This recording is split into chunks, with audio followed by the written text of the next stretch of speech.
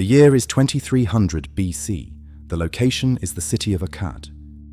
You are standing in the absolute undisputed center of the known universe, but you are also standing in a ghost. To this day, modern archaeologists have scoured the deserts of Iraq, utilizing ground-penetrating radar and satellite imagery, and they have never found the physical ruins of this metropolis. It is the ultimate lost city of antiquity. But in the 24th century, BC, Akkad is not a myth. It is a roaring, deafening, hyper-wealthy super-capital sitting on the rushing banks of the Euphrates River. Before this exact moment in history, the world was fractured into dozens of independent, bickering, walled city-states. But a single, brilliant, fiercely ambitious man named Sargon has just completely shattered that ancient system. He has marched his armies from the Persian Gulf to the Mediterranean Sea, fusing dozens of different cultures, languages, and gods into a single, terrifying new concept. He has invented the very concept of an empire. Using advanced AI trained on the recovered cuneiform tablets of neighbouring Sumerian cities, the physical artefacts of the Akkadian Golden Age, and the surviving immortal poetry of the royal court, we have meticulously reconstructed the lost capital of the world. We are going to experience a society that engineered the first standing army, standardised the global economy, and gave birth to the very first named author in human history. This is 24 hours at the absolute dawn of imperial majesty. The day begins at 5 a.m. The morning mist rolling off the Euphrates is thick, smelling of river silt, roasted barley, and raw imported cedar. You wake up in a sprawling, multi-roomed courtyard estate made of baked mud brick, its walls coated in smooth, cooling white plaster. You are a Sukalma, a grand vizier and high-ranking administrator in the court of Sargon the Great. You do not belong to the old, aristocratic bloodlines of the ancient Sumerian kings. Sargon famously rose from nothing, beginning his life as a humble royal cupbearer in the city of Kish. Because of this, his empire operates on a radical, brand new meritocracy. You hold your immense power not because of your father's name, but because of your absolute, unbending competence in mathematics and logistics. You dress in a long, fringed woolen garment, draped elegantly over your left shoulder. You secure your most vital, indispensable tool around your wrist on a leather cord. It is your cylinder seal, a small, perfectly carved cylinder of pure lapis lazuli, intricately etched with images of the gods and your own name. In a world before handwritten signatures, this small blue stone is your undeniable legal authority. By 7 a.m., you walk down from your estate toward the Karum, the massive, roaring commercial harbour of Akkad. Sargon famously boasted in his royal inscriptions that he forced the ships of the entire world to tie up at his docks, and he was not exaggerating. You step onto the incredibly wide wooden piers. The noise is a deafening, global symphony of commerce. You are inspecting the deep-hulled, heavy merchant vessels that have just sailed up the Persian Gulf. The harbourmasters are shouting in Akkadian, recording the manifests. You see ships from Dilmun, modern-day Bahrain, bringing massive loads of pure, raw copper. You see ships from Magan, modern-day Oman, unloading heavy blocks of black diorite stone used to carve the statues of the king. But the most breathtaking sight are the ships from Meluha. These are merchants from the distant, mysterious Indus Valley civilization in modern-day Pakistan. They have sailed thousands of miles across the open ocean to trade in your city. They are unloading exotic treasures that the people of Mesopotamia have never seen before. Brightly coloured tropical birds, heavy elephant ivory, and carnelian beads etched with brilliant white acid. You watch the royal scribes pressing their styluses into wet clay, meticulously taxing this staggering flow of intercontinental wealth. You are not just a city. You are the gravitational center of global trade. By 10 a.m., you leave the heat of the docks and enter the cool, shaded administrative halls of the Aduba, the tablet house. The Akkadian Empire is attempting something that has never been done before, standardizing a continent. You walk into a room filled with dozens of highly trained scribes sitting on woven reed mats. They are rapidly pressing wedge-shaped reeds into soft, wet clay tablets. You are overseeing a profound geopolitical linguistic shift. For thousands of years, the language of power and administration in Mesopotamia was Sumerian. But Sargon has officially mandated that his native tongue, Akkadian, be used for all imperial administration. You watch a senior scribe dictating the new, universal standards of weights and measures. Before Sargon, every city-state had a different size for a bushel of grain or a weight of silver, making long-distance trade a logistical nightmare.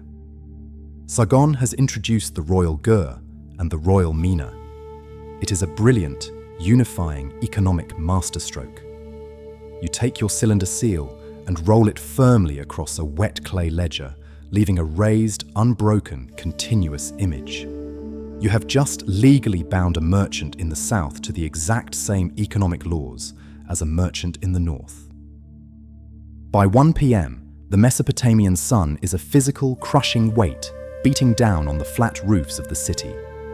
You walk toward the absolute heart of the empire, the royal palace of Sargon. You enter the massive, open-air central courtyard of the palace, and you are confronted by the true, unvarnished secret of the Akkadian Empire's survival. Sitting in the vast, shaded porticos, eating their midday rations, are thousands of heavily armed men. Sargon's royal inscriptions proudly declare that 5,400 men eat bread daily before him. This is not a casual boast. You are looking at the very first permanent professional standing army in recorded human history. In the past, kings relied on seasonal peasant militias who had to return home for the harvest. Sargon changed the rules of warfare forever. These men are fed, clothed, and armed entirely by the state. They train every single day. You walk past armorers inspecting the troops' equipment.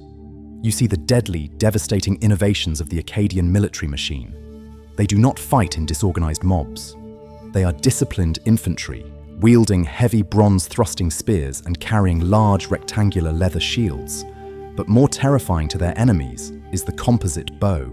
Made of laminated wood, horn, and sinew, it can fire arrows with devastating armor-piercing force at incredible distances.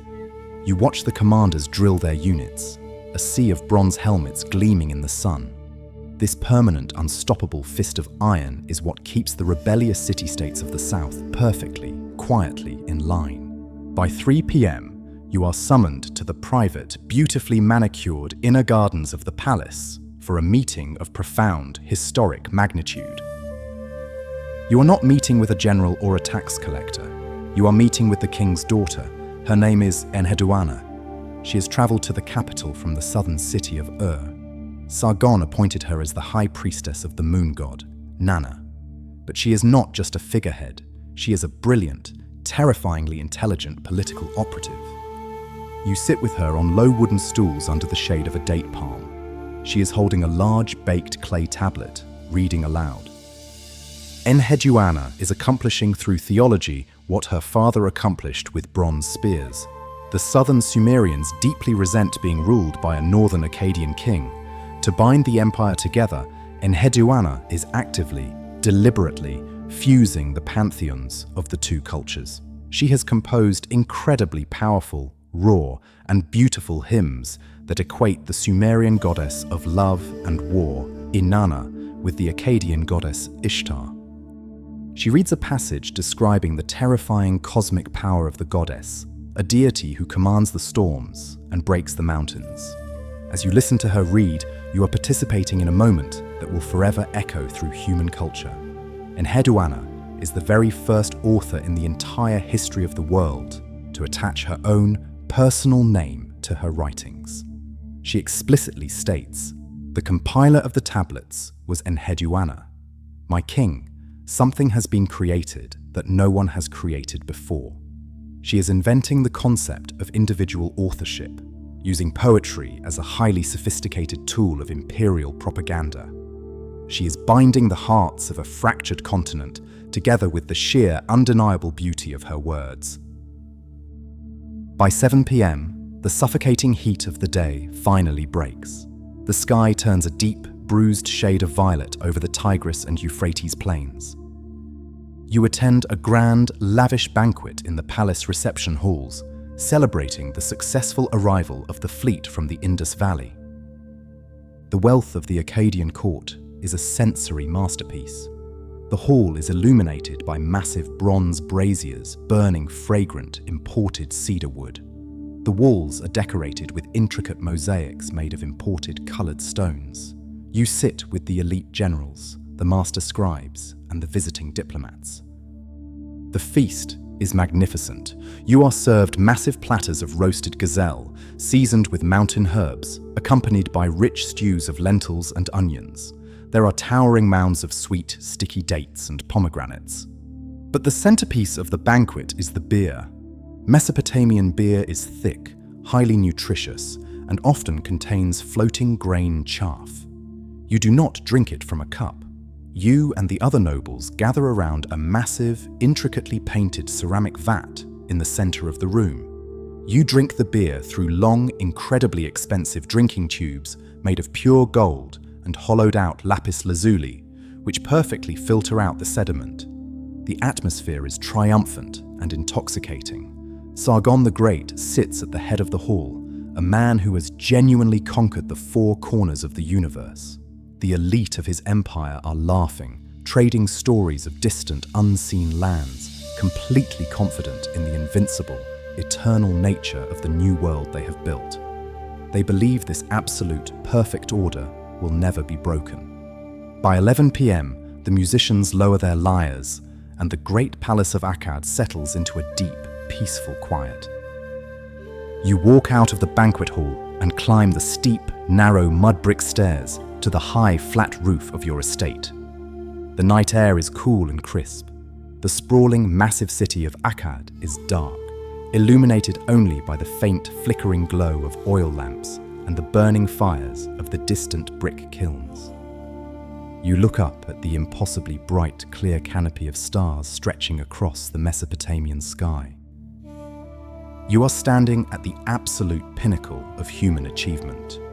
You have created a system that connects the oceans to the mountains, standardizing the weight of silver and the words of the gods.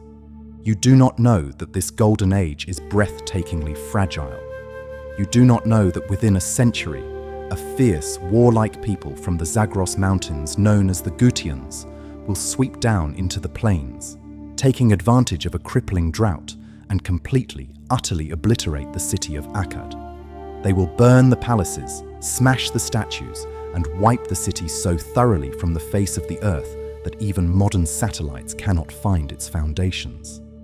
The collapse will be so catastrophic that later generations of Mesopotamians will write a terrifying, legendary poem called the Curse of Akkad, believing the city was destroyed because the gods themselves turned against it. But tonight, the walls still stand. The empire you govern has permanently, irrevocably altered the trajectory of human history. The city of Akkad will disappear into the dust, but the blueprint it created will never die. The concept of the empire, the idea that a single ruler using a unified language, standardized laws, and a professional army can command the entire globe, will be adopted by the Babylonians, the Assyrians, the Persians, and eventually, the Romans. You look down at the silent, rushing waters of the Euphrates River, holding the lapis lazuli cylinder seal around your wrist. You built a kingdom out of mud and water, and in doing so, you infected the human imagination with the dream of universal empire forever. History is often forged by brilliant, daring minds whose cities are completely swallowed by the sand, but whose ideas become the absolute foundation of the world. Which magnificent, lost origin point of human civilization should we digitally resurrect next? Share your vision in the comments below, and we will see you in the next era. This video is brought to you by the Paladin Learn History app. Scan the QR code to learn more history.